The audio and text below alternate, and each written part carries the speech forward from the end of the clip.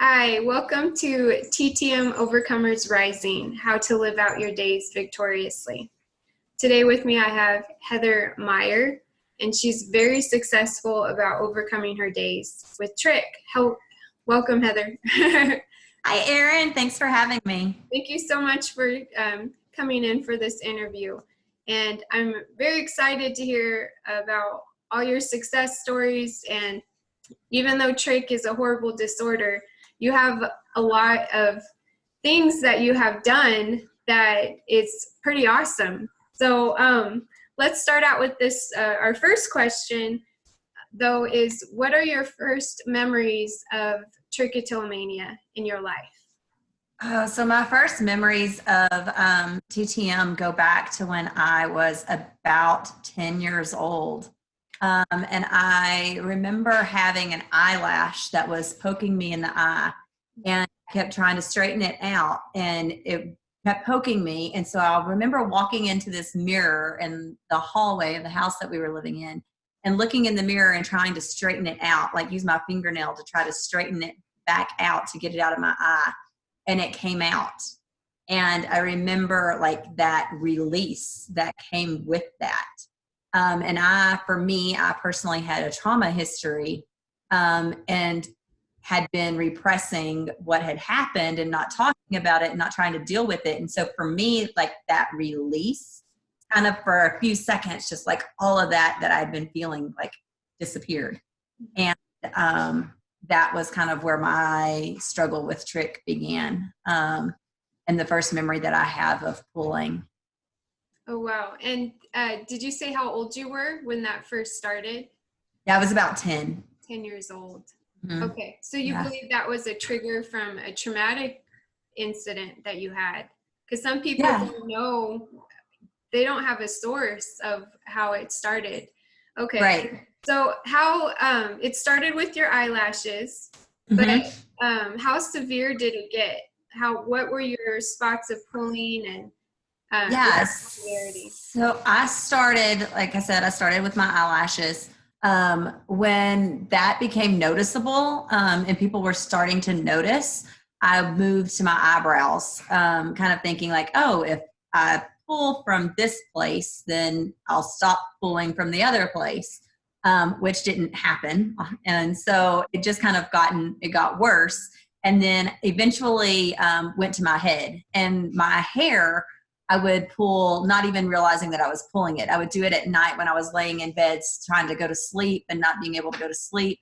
And then the next morning, there'd be a pile of hair laying next to my bed on the floor.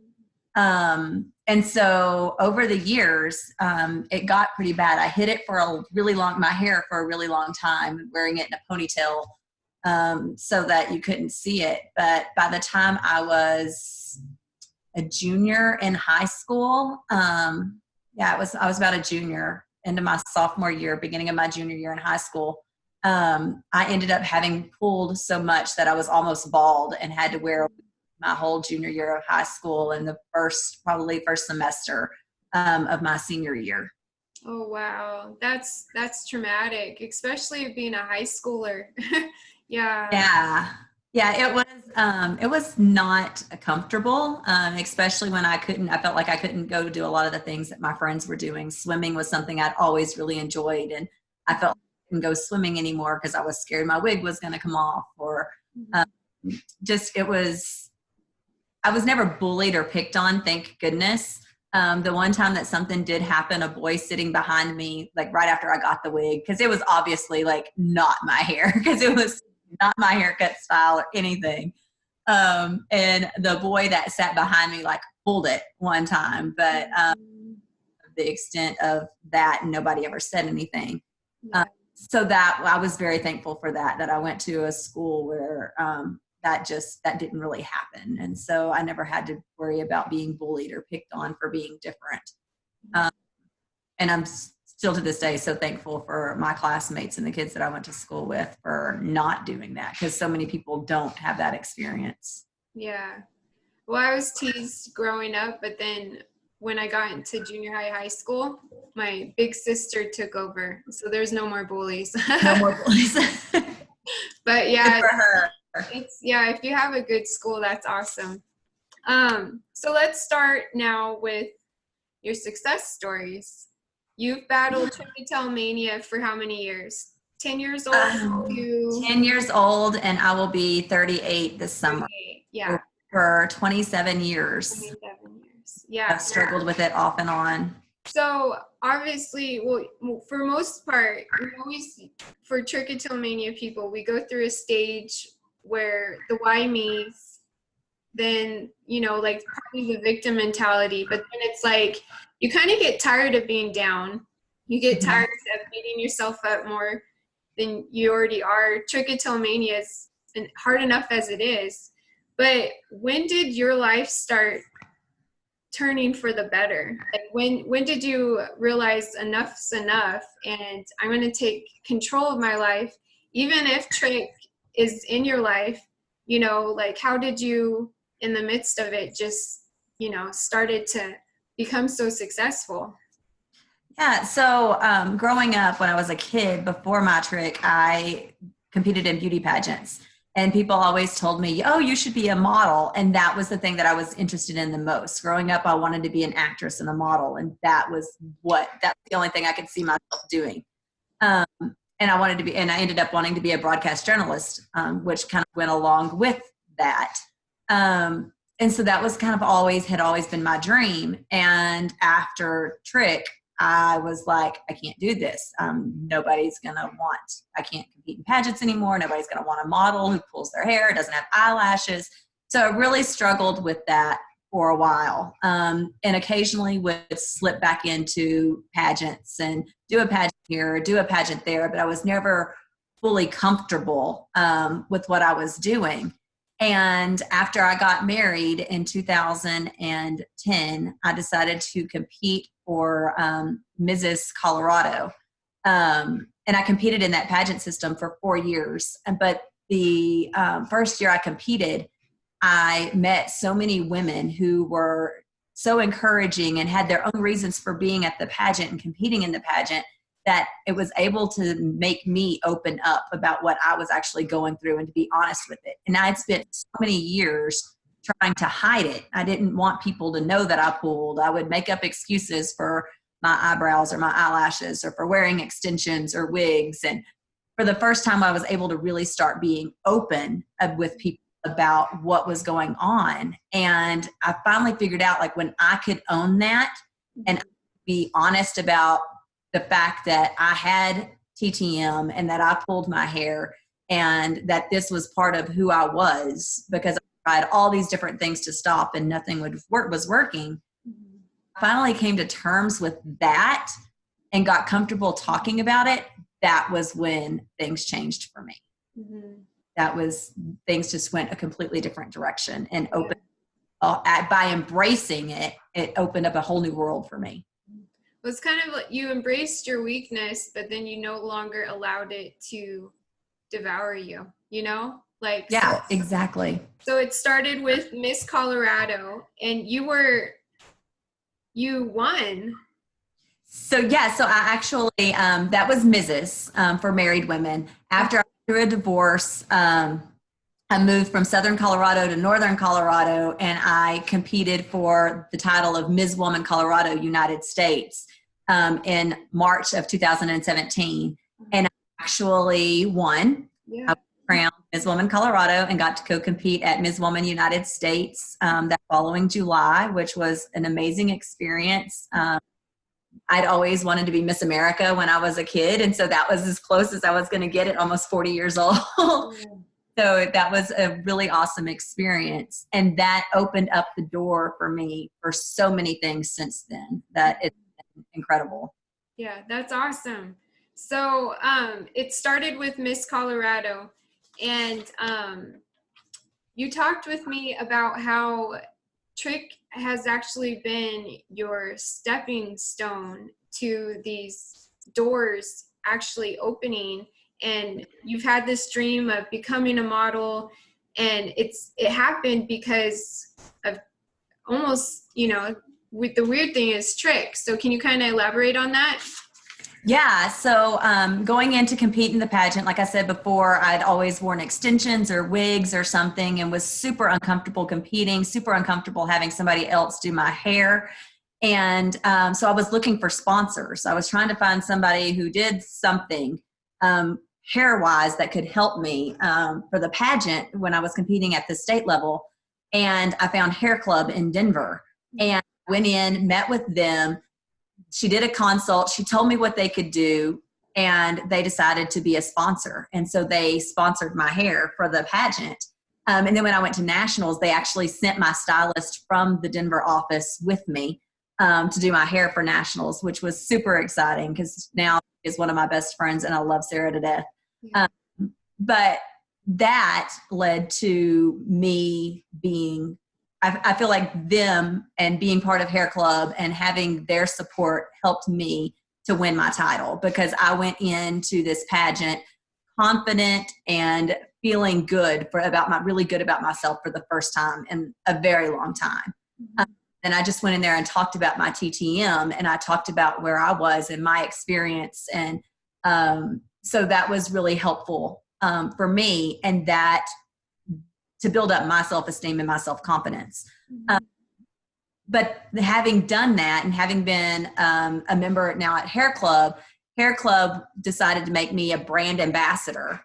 And so I got to go and film their new Hair Club infomercial that's currently airing. I'm in that. I'm in the cookbook that they've done for their store, which is really awesome. Because of some of those things, I got to do The Proposal on ABC, which was a dating reality show by the producers of The Bachelor that aired in August of last year. You were on TV. So I was on TV. Yes, I've been on TV. And it's so cool. It's like when people that you know, like send you a message on Facebook or text you and they're like, I just saw you on TV.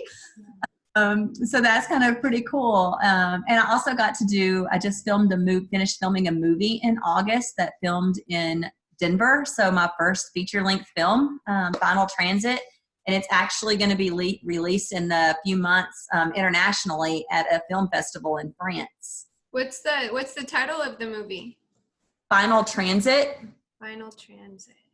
I play an alien agent in the movie. And so it's kind of cool because I have more of a symmetrical haircut with like a bob bang and dark hair with like blonde in it. So it's kind of a fun thing to do. But yeah, so that's opened up so many doors for me, which is something that I would have never thought. I would have never thought that my TTM would allow me to experience those things. Yeah, that is amazing. And it's very inspiring too, because it almost parallels kind of, like our weaknesses, the things that try to bring us down in life can actually, if we face it and we don't let it overcome us, it could be actually our stepping stone to what we're supposed to be in life. You always had a dream of, this is your dream of, and you're living it out.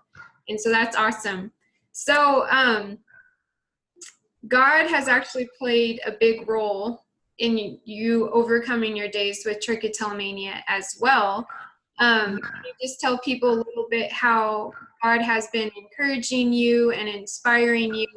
One of the verses I lean on is, we comfort others how God has comforted us. And so I really live off that verse, because when I'm alone and God starts comforting me, he, ministers to my heart, I feel like, this is something I don't want to keep to myself. I want to share it so other people can get the same comfort. So when did God really start working on you and your struggles with trichotillomania?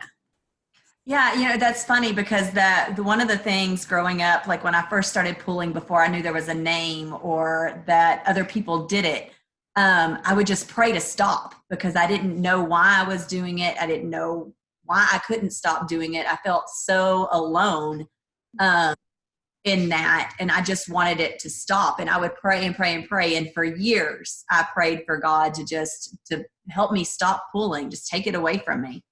And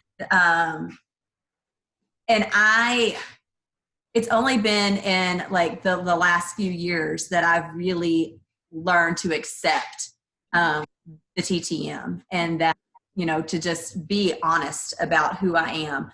And, you know, one of my favorite scriptures is Proverbs 31:25.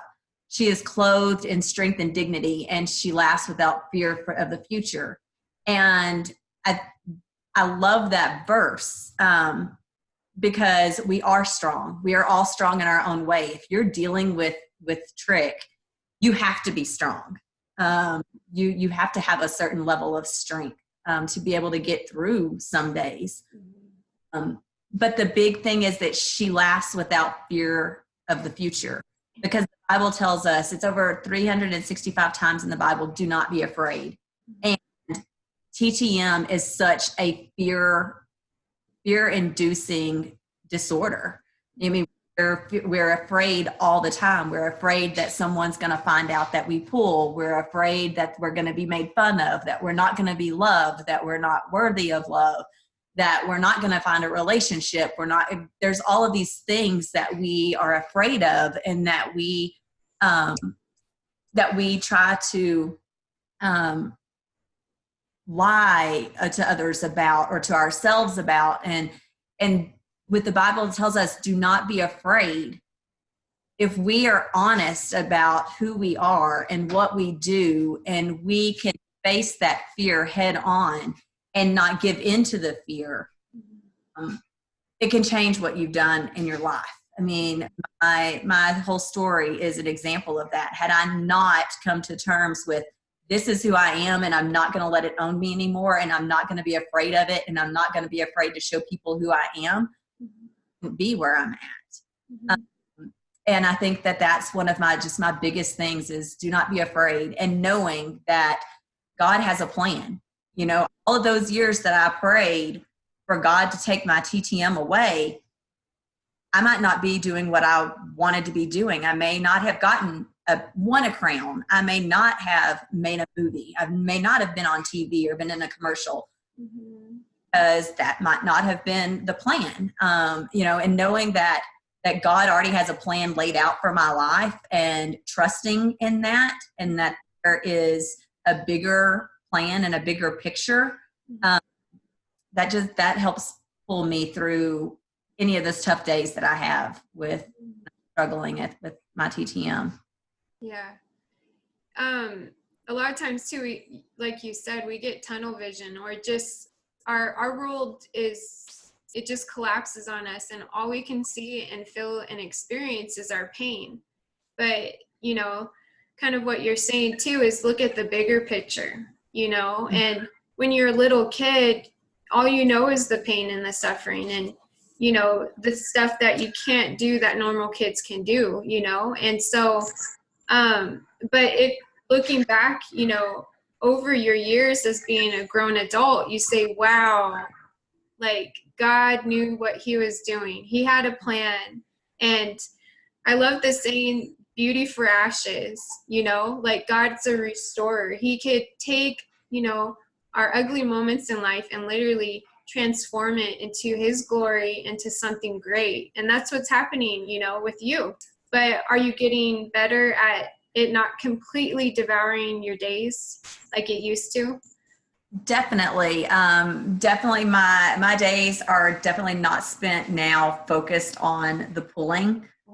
I'm more aware now when I do it, and am able to control it a little bit more. I definitely do still struggle with it. I've come to terms with the fact that I'm always going to struggle with it.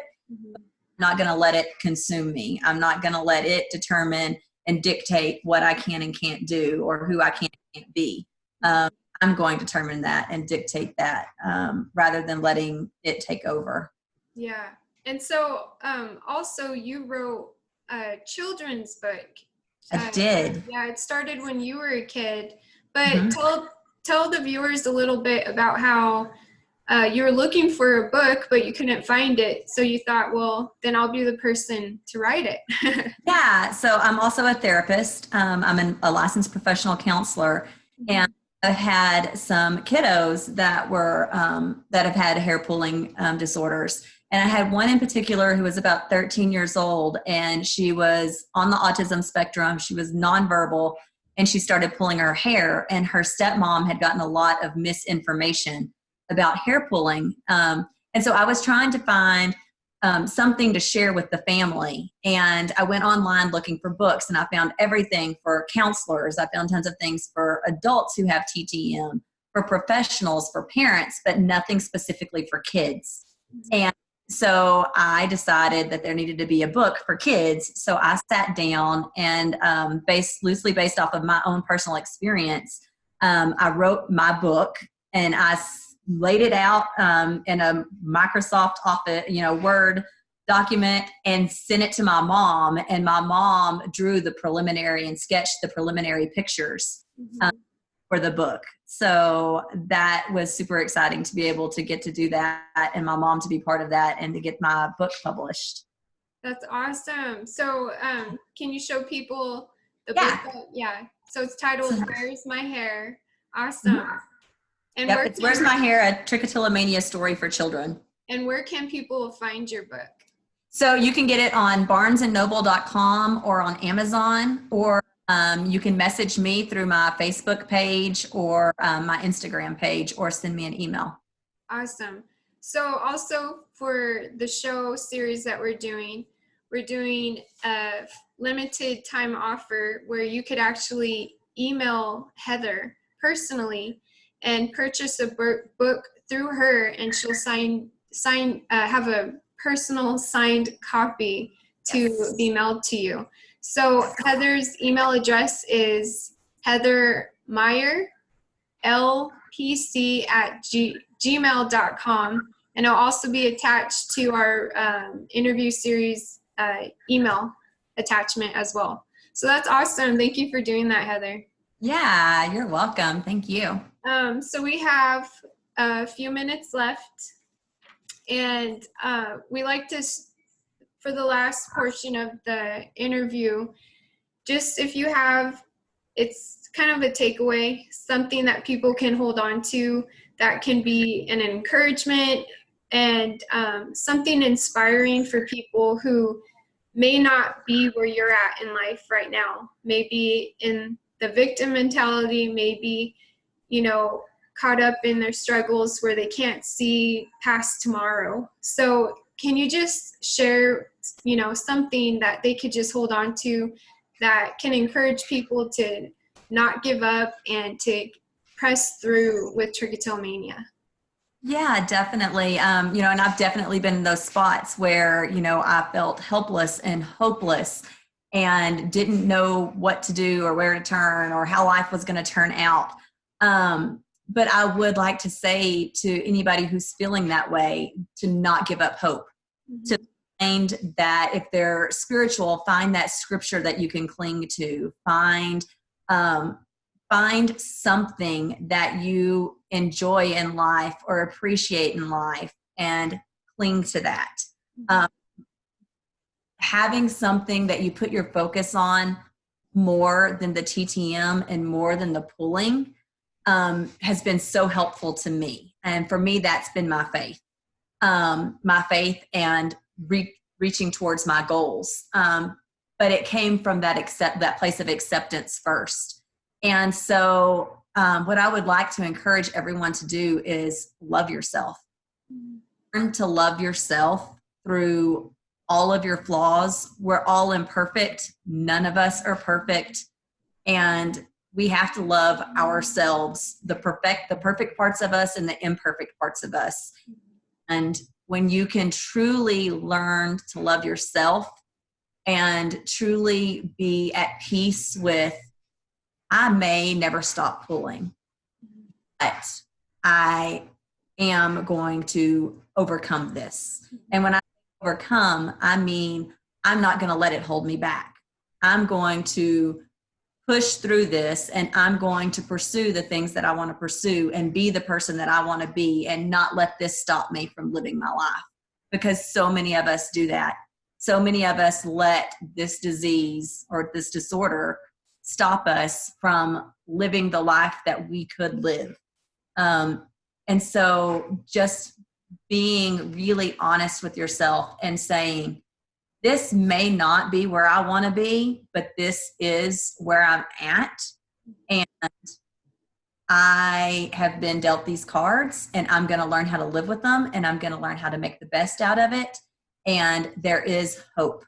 Things can get better. Just because today feels bad, just because I'm having a bad day today, because I'm feeling helpless today or hopeless today, or I don't know what my next steps are going to be, it will get better. It does get better, and it can get better.